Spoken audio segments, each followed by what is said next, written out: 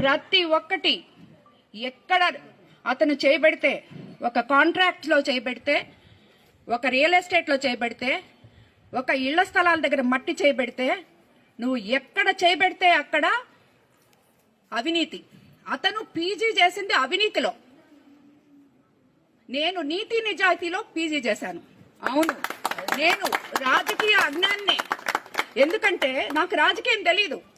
రాజకీయం అంటే 60 అడుగులు గుంతలు తవ్వి గ్రావెల్ ఎత్తేసి దాంట్లో 2 పిల్లలు పడి చనిపోయిన దానికి కారణమైన ఒక ఎమ్మెల్యే అంత జ్ఞానం నాకు లేదు.